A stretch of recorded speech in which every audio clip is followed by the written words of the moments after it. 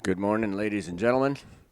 Larry here, and I've got the day off today, so I'm going to try to put up some more contact reports. We're going to start with contact report number 37, and this is, let's see, contact report 37, Monday, the 3rd of November, 1975, at 19:43 hours, 7:43 in the evening. Translator is Stefan Zut. Corrections and improvements, of course, made by Joseph Darmanin and Catherine Mossman. And the contact person is Semyazi, as usual. Okay, here we go. Billy, lately you have been keeping me quite a lot on tenterhooks, and you have cloaked yourself in silence. Furthermore, you had told me that you would perhaps demonstrate something for my group during the nights of the 25th to 26th of October. Semyazi, for sure, that is what I said between you and me. I was also very eager to show something to the group members, but as you have noticed, I slipped out of your control. Unfortunately, I was unexpectedly recalled due to a special task that I urgently had to accomplish. After fulfilling my task, I then observed that the group members had already left your home. Thereafter, I had to leave the system to devote myself to the task I had mentioned to you in secrecy at the last contact. In doing so, I was so busy that I had to block myself against your searching, intensive pulses. Billy, oh, that makes sense. That is why, once again, I could not reach you. And when you say your task, you mean the thing with Zeta Reticuli, right? Semyazi, sure, as long as you mean Zeta Reticuli by your word twist. Billy, of course, that is what I mean. I just could not remember the funny name. Now, however, I want to remember it. But what emerged in the case? Did you find out anything? Semyazi, sure, I am also able to provide you with various details, which you are allowed to further mention. For quite some time, so far unknown to us, intelligences have been visiting the Earth. It was not until 1961 that we became aware of them, when they seized two Earth humans for study purposes, brought them into their spaceship, and subjected them to physical-chemical analysis. In doing so, it was ... Billy, in this field I am a blank. Can you therefore tell me what purpose such a physical-chemical analysis serves? Semyazi, this is not just one method, but a variety of them by which mixtures of substances can be separated at will quantitatively and qualitatively, whereafter the chemical compounds can be determined quantitatively and qualitatively in their structure and composition according to their characteristics. Very refined and ingenious methods combined with an equally ingenious technology allow these analyses to also be carried out with living life forms without them being harmed in any manner. To our knowledge, this is still unknown on the Earth, but widely used and widespread among certain space-traveling races. However, they use this method only in connection with telenautics, that is, hypnosis, whereby the test or examination objects have no conscious recognition of such tests or examinations. That means that they lack all memory for this time period, by which I refer to the time of the examination or test. The recollection is only establishing itself deep in the subconscious, which is why it can also only be released from there. That, however, is not feasible through the consciousness, but only through a strong hypnotic counterblock, which we call a refractive block. Billy, well, even though I do not understand the chemical stuff, your explanation nevertheless makes sense to me. But what happened in the year 1961? The matter is a little unclear to me, and why are you only now looking into it? Semyazi, that is what I wanted to talk about. It was on the 19th of September, 1961, in the mountains of New Hampshire in the USA, during the nighttime, when two Earth humans named Betty Hill and Barney Hill, a couple, encountered a spaceship of extraterrestrial origin. By means of swinging waves, paralyzers, the intelligences put their vehicle, an automobile, out of order and brought it to a standstill. At the same time, the two were put into deep hypnosis by telekinetic powers. As a result, their consciousness was paralyzed, whereby the memory conscious was exposed to a blockade. However, I have already explained this to you earlier on.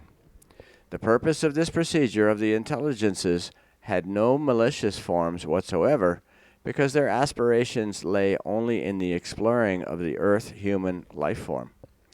So they seized the two Earth humans for the period of 127 minutes, brought them into their spaceship, and subjected them very precisely to their tests and analyses, whereby they also took various samples from the two, such as a few drops of blood, male semen, hair, saliva, fingernails, and skin. However, samples were also taken of shoes and clothes, but also of various other things that were of importance for the analysis by the intelligences. Everything was registered by them very precisely and radio-photographically recorded. Billy, I am not familiar with that term. After all, what is radio photography? I have never heard of it before. Semyazi, this is an apparatus similar to your 35mm film cameras, by means of which results of physical-chemical analysis can be recorded and photographed in terms of radio swinging waves, whereby the swinging waves directly transform into a creation of symbols due to apparatus-related processes in the recording filter. Billy, this is like a Spanish village to me, although this is certainly also not that important. A technician or a physician would certainly be able to understand more about it. Semyazi, of course, but keep listening now. After the analysis of the two Earth humans, they were brought back into their vehicle, which was freed from the paralysis radiation and released. The deep hypnosis was dissolved in the two, and they continued to drive on without any recollection of the analysis time. They had not the slightest memory of it. Not until later years did they solve the mystery of this event, when they were able to reveal their subconscious knowledge through hypnosis. Billy, I see, but why did you wait until these days before dealing with this matter? Semyazi, a new incident, about which I am unfortunately not allowed to talk, has only now necessitated this. Our examinations in the year 1961 revealed that there was nothing to fear from these space-traveling intelligences. They are humanoid in form and in fact only did research. Their forms are absolutely human, though their body dimensions are somewhat different from ours. Their size varies between 126 and 163 centimeters. I'll have to do a translation, but I don't think that's very tall. Billy, that is interesting. However, now, where do they actually come from? What kind of spaceships do they have, and how do they cope with our atmosphere, etc.? They originate from the planetary and star system Zeta Reticuli, as I already explained to you. This system is located at an average distance of 37 light years from Earth. Their spacecraft are similar to our beam ships and are extremely well equipped and very suitable for space travel. The atmosphere of their home world is very similar to the earthly atmosphere, so that they can breathe it without great difficulties. However, they are provided with close-fitting filter suits which offer them protection in a number of respects. To the human beings of Earth, I would say that they are similar to the suits given to the fantasy figures Batman and Superman in the comics, except that in this case, The face and whole head are completely wrapped in the suit, whereby the area around the eyes is secured by viewing and protective glasses built into and integrated into the suit. No doubt you are familiar with the fantasy films of French production about a criminal named Fantomas. If you look at this fantasy figure and replace its eye area with dark protective lenses, you have a pretty good representation of the Zeta Reticuli intelligences in their suits. I'm wondering if obviously that's probably protection against our germs and viruses too, I would guess. Billy, yes, I know that figure from television, but how do you have cognizance of it? Semyazi, occasionally I have fun watching such programs, which, after all, you broadcast through your television equipment. Oh, well then you are a licensed dodger. Semyazi, I do not understand that. Billy, with us, a license is needed if one has radio or television. If we listen to the radio or watch television without a paid license, then that is illegal. And we say that such a human being is a licensed dodger. Wow, and we got to remember, we're in Sweden or Switzerland. I don't know what their laws are over there, but Semyazi, once again, you enjoy joking. After all, it is not possible that you have to make a payment for this. Billy, but that is nonetheless the case, because for these things too, money is being taken out of our pockets, and by no means little. Just watch out. Once the PTT becomes aware of your license dodging, they will be on your case. Semyazi, you are really funny.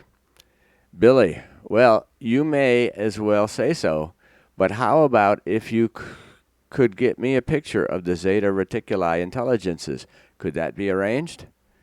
Semyazi, I would be able to prepare a drawing for you if you like. Billy, that would be nice. Could you at least make a portrait of one of these intelligences and maybe also a drawing of their spaceships?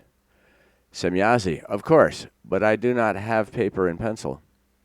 Billy, in that case, I can give you something. Here, a pencil. And here, that is a multicolor ballpoint pen. And that is an eraser pencil. And wait a minute. Yes, here. Is this paper enough? Semyazi, sure.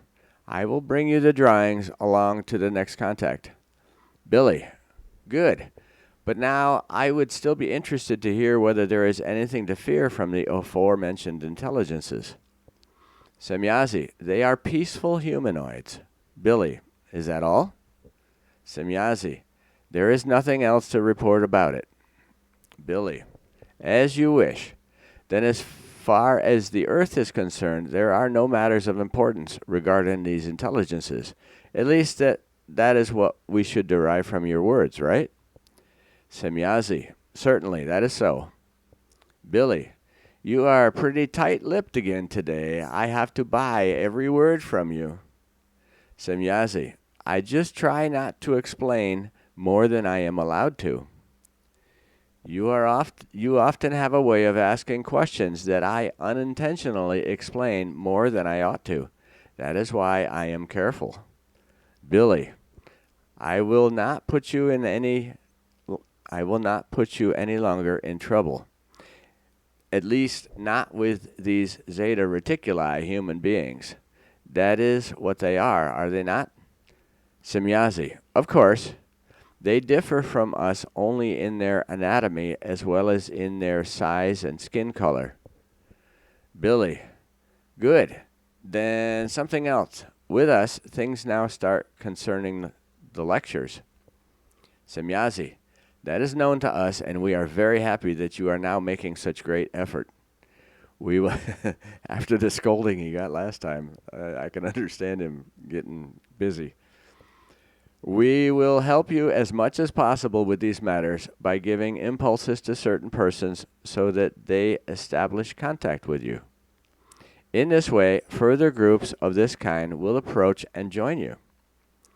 Also, some very important contacts are supposed to find their beginning through this. Billy, what do you mean by that? Semyazi, that which I just explained. Over the course of time, important contacts will come about for you. Billy, but what kind of contacts?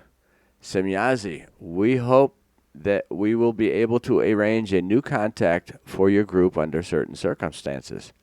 Billy, fabulous. Really? A new contact? Semyazi, sure, but a certainty is not given for that. Billy, that makes me curious. However, with which life forms do you have contact? Semyazi, with forms from your time level, thus from your present day dimension, because these life forms are not yet capable of the change of dimensions in the manner we are. Billy, I see. Then they do not belong in your realms? Semyazi, no. However, you are supposed to be silent about it, but you know that. It's in the contact report. You can't be silent. The time has not yet come for these explanations. Billy, forgive me. It has just slipped out like that. Simply do not transmit these details to me when I have to write the report. Semyazi, that would be unfair because despite your carelessness, it is an interrelated part of our conversation. But be more careful in the future. Billy, all right, if you think so, I will make an effort. Semyazi, that is good that way. Unfortunately, I now have to explain to you that we can only maintain telepathic contact in the time ahead, because I have to dedicate myself more intensively to other matters for a few months. Thus, I will only come to you once more and see you face to face. Although I will not leave the system, I am nevertheless very strained. I believe she's staying at a base somewhere over in the mountains in Switzerland, is I think what she said before. However, once I have accomplished my task, I will meet you again. I will also see whether I can perhaps have a chance to come here in the meantime. Billy, what a pity. But if there is no other way? Semyazi, unfortunately, no other option can be found. Billy, over and done with. What simply cannot be arranged, ... Semyazi, I am so sorry. Billy, do not worry. The world will probably not end because of it. Semyazi, in that regard, this is of rightness. But now I have to go because my duty calls me. Billy, however, I would have had something else, Semyazi. Here, on this piece of paper, I have noted down various crystals which are desired from the Pleiades and from Venus. Are you able to obtain them for me? Semyazi, of course, but that will take its time. Billy, that is clear, and I have also explained it to the folks. They will therefore be patient. Semyazi, that is very sensible, but now I really have to say goodbye to you. ... And that is the end of Contact Report 37. Semyazi sounds like she's really busy. She's bouncing from task to task and dealing with Zeta Reticuli people and dealing with all kinds of stuff. So she's going to only be telepathic for the next, she said, next couple of months. So anyway, that was report number 37. We'll catch you on Contact Report 38. See ya.